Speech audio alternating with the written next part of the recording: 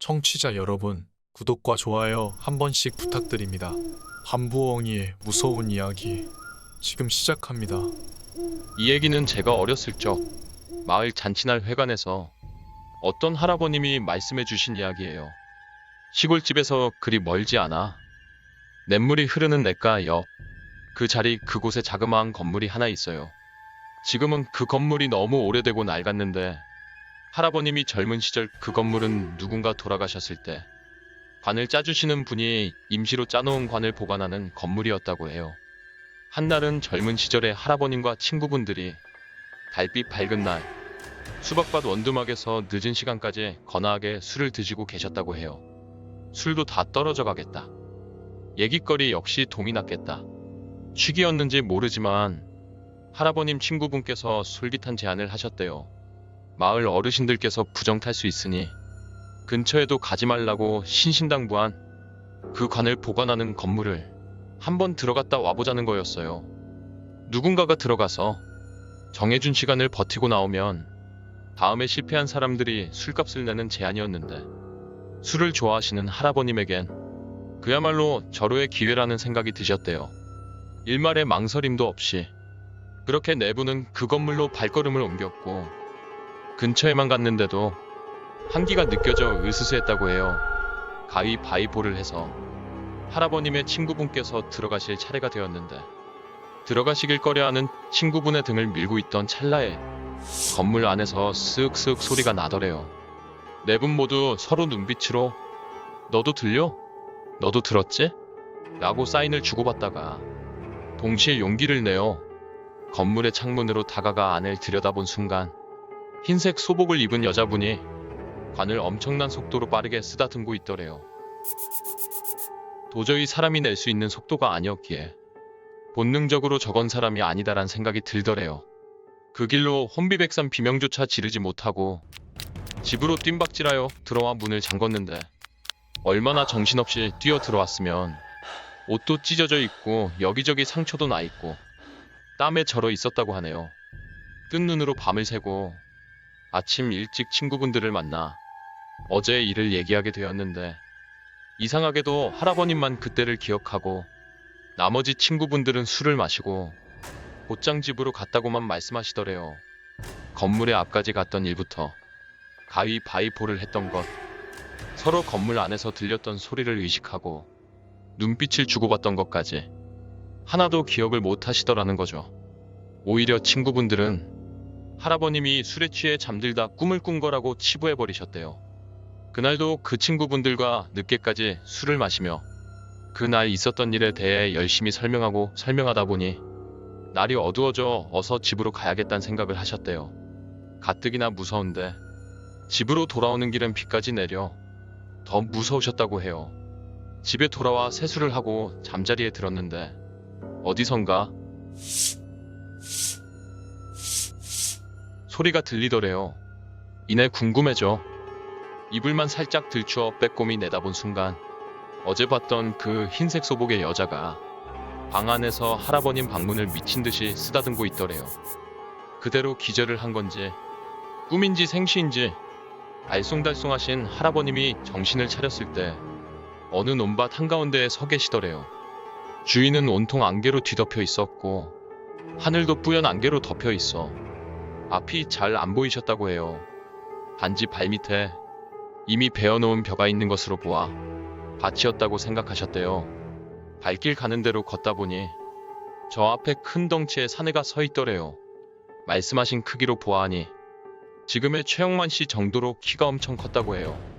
여하튼 눈을 찌푸리며 조금 더 다가가자 그 사내가 알아차렸는지 뒤를 도는데 상투를 틀고 풀어헤친 저고리에 팔짱을 낀 팔은 물론이고 몸에 털이 여기저기 나 있고 길게 기른 눈썹이 눈매가 굉장히 무서웠대요.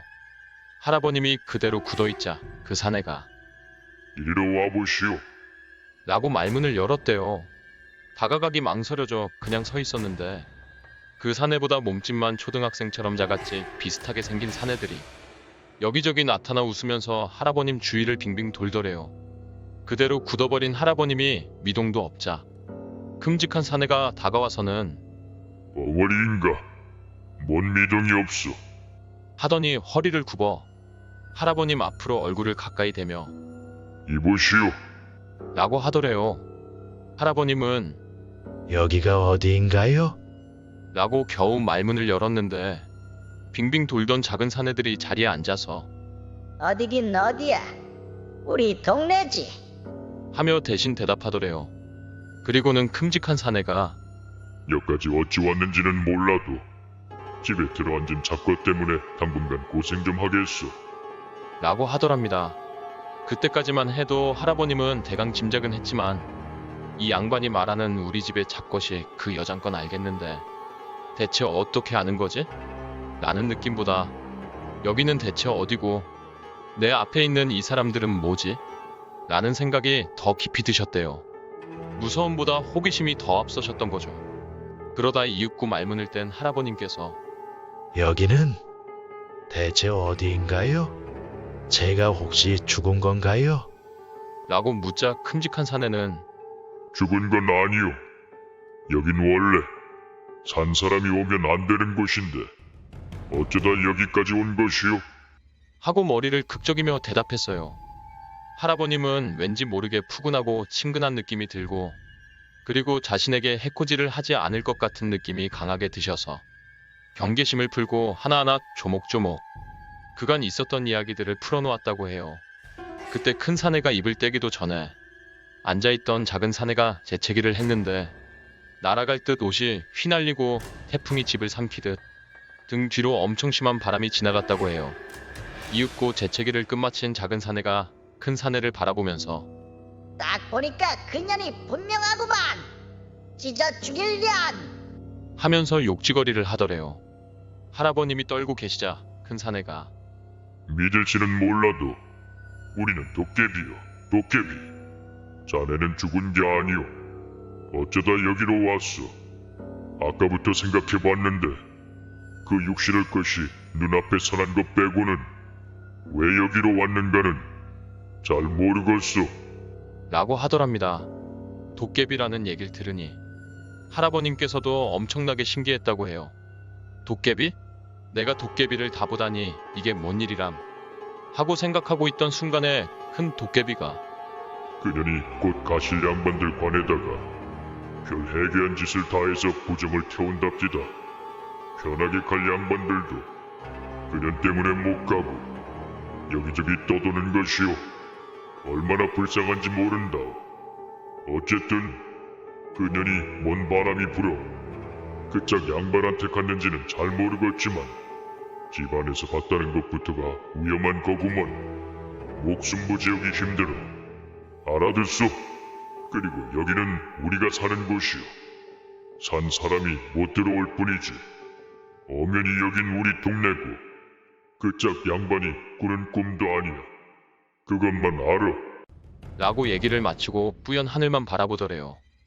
단지 건물을 쳐다봤다고 해서 곧 죽을 사람들한테 저주를 퍼붓고 이승에만 머물게 하는 그 여자 귀신이 무섭기도 했지만 여기가 꿈도 아니고 현실도 아니고 그 경계라는 사실에 아리송하면서 빨리 이 문제를 해결하고 싶어서 할아버님은 도깨비에게 부탁을 하기로 했어요.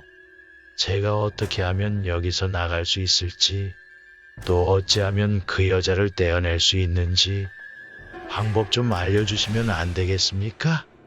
부탁드릴게요. 제발요.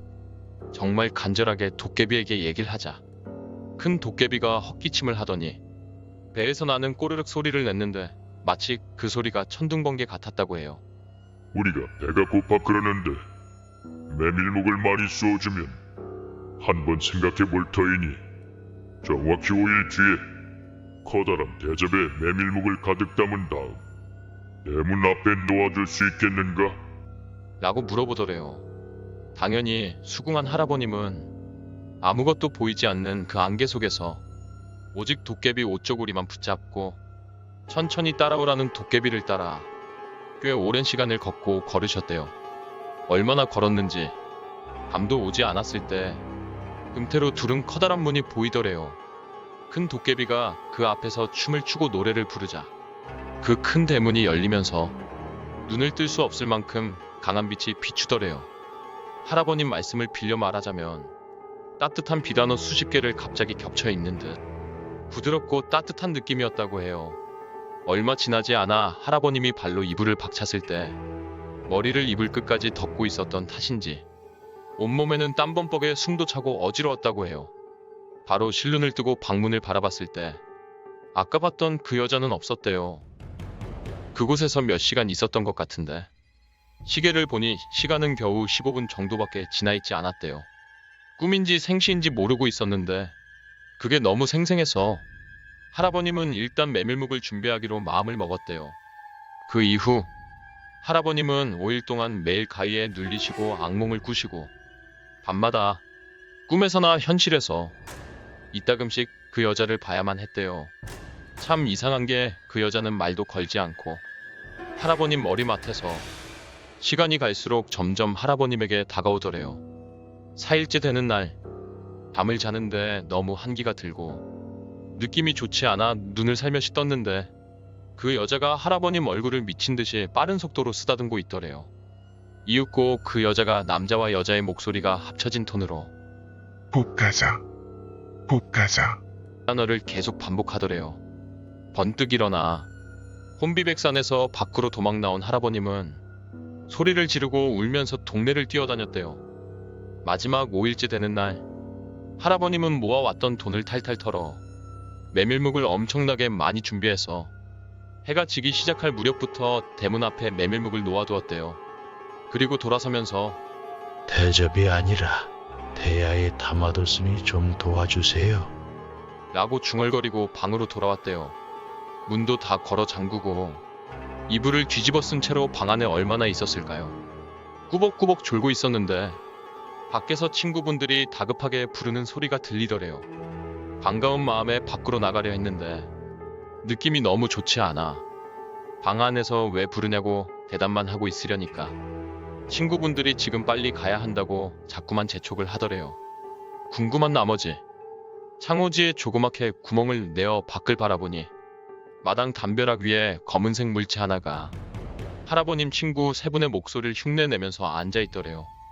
할아버님께선 그 말씀을 하시면서 하마터면 오줌을 지를 뻔했다고 말씀하셨어요. 그치만 호랑이 굴에 잡혀가도 정신만 차리면 된다고 할아버님은 이성의 끈을 잡고 무슨 일이야? 이 시간에 나 못 나가. 몸이 안 좋아. 하시면서 계속 대답만 하셨다고 해요. 그러자 밖에서 안 그럼 내가 직접 들어가서 끌고 나와야겠구먼. 하더랍니다. 너무 놀란 할아버님은 지금 옷을 입고 있다고 둘러대며 시간을 버셨대요. 일부러 바시락 거리는 소리를 내자 더 이상 밖에서 인기척이 없다가 갑자기 이년이 여기가 어디라고 기어 들어온 것이냐? 사지를 찢어줄까? 당장 꺼지지 못하냐? 대체 무슨 해코지를 하고 다니는 것이냐? 죽은 사람이 할 짓이 있고 하지 말아야 할 짓이 있지. 왜 엄한 사람을 괴롭히는 것이냐? 당장에 배가 고프니까 너라도 잡아먹어야 속이 시원하겠는데 그리 해주랴. 라고 다투는 소리가 들리더래요. 바로 큰 바람이 몇 번 불고 방문이 흔들흔들 하더니 아이들이 웃는 소리가 까르륵 들리고 덜컹덜컹 하더니 아주 잠깐이지만 비명소리가 들리더니 잠잠해지더래요. 비명소리인지 바람이 문과 문 사이를 타고 들어올 때 나는 바람소리인지 헷갈리신다고 하셨어요. 방 안에 할아버님은 너무 놀래서 그 자리에 서서 굳어 있었대요. 아까 뚫어놓은 창호지로 밖을 살짝 내다보았는데 마당에는 아무것도 없었대요. 밖이 쥐죽은 듯이 조용해지자 무슨 용기가 났는지 메밀묵을 확인하러 나갔는데 메밀묵이 멀쩡하더래요. 손을 댄 흔적도 없는데 다만 색이 좀 이상했대요. 대문 밖을 나가보니 어스름하게 비추는 달빛 아래 원두막 가는 방향으로 그때 보았던 큰 도깨비가 주위에 도깨비불 몇 개와 함께 덩실덩실 걸어가더래요. 그리고 그 이후엔 도깨비도 그 귀신도 꿈도 가위도 악몽도 아무것도 없었다고 하세요. 그러면서 저에게 호기심에라도 그 건물에는 절대 가지 말라고 신신당부를 하셨어요. 굉장히 오랜 시간이 지난 뒤였는데도 불구하고 저한테 그런 일이 생길까봐 노심초사하시는 듯 했어요. 얘기를 들은 것은 여기까지예요. 아이스크림이 다 녹을 때까지 멍하니 얘기를 듣고 있었어요. 너무 재미있어서요. 정말 현실과 다른 경계가 있는지는 미스테리지만 도깨비가 마냥 무섭지만은 않다는 걸 깨달았어요. 이번 이야기 재밌게 들으셨나요? 구독과 좋아요 눌러주시면 앞으로도 더 흥미로운 이야기를 준비하겠습니다. 제 영상을 시청해주신 분들 행복한 하루 되시길 바랍니다. 감사합니다.